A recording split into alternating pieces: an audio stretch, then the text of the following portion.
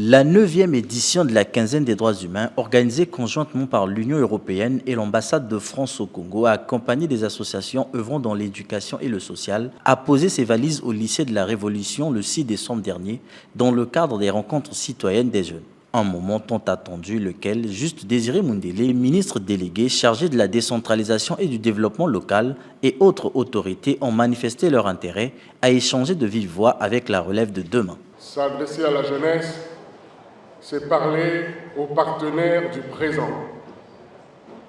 En réalité, l'Afrique est jeune. Le Congo est très jeune.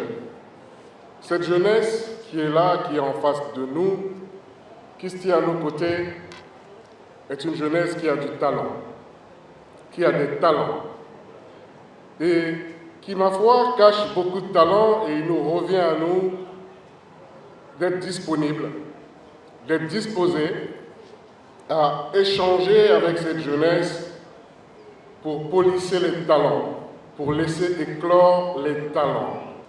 Les jeunes d'aujourd'hui que vous êtes, à travers le regard neuf que vous portez sur les choses, vous êtes à même à poser des actes, à mener des combats, au sens noble du terme évidemment, à donner de la voix pour faire évoluer les mentalités, faire bouger ce monde afin de le transformer durablement. Des organisations comme l'Union européenne, que je représente ici au Congo, sont nées exactement de ce constat. Et aujourd'hui, la priorité, ce n'est pas d'agir dans la précipitation, mais d'agir sur la durée.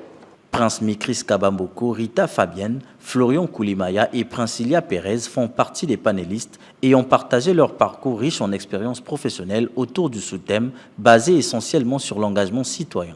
Ce, en apportant quelques mesures palliatives aux différents maux qui minent la couche juvénile. Le message, c'est croyez en vous. Vous êtes riche de votre identité, de votre histoire, de votre potentiel, de vos capacités. Faites-en quelque chose. La fonction publique rémunère, la fonction publique recrute, c'est vrai, mais vous êtes votre première ressource, votre première richesse, et c'est à vous de savoir comment vous placer dans la vie. Je leur ai demandé de s'engager sur la cause citoyenne à partir de leurs propres douleurs, à partir de leurs propres expériences.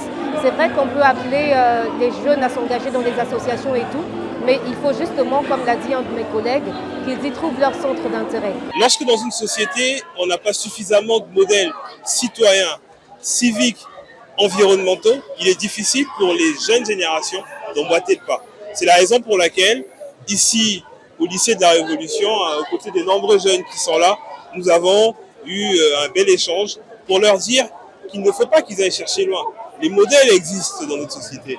Les modèles, c'est quelquefois le chef d'entreprise d'à côté, qui en plus de son entreprise a une association. Donc, l'engagement, chacun doit pouvoir le prendre, chacun doit pouvoir s'engager pour que les autres, en trouvant, grâce à ces différents engagements, grâce à cette culture citoyenne, les rudiments de leur propre développement. Notre voix, notre futur, un slogan ayant trouvé sa place chez ce lycéen qui, après débat, en sort plus que convaincu des messages véhiculés. Il nous a permis de nous éclaircir sur plusieurs points.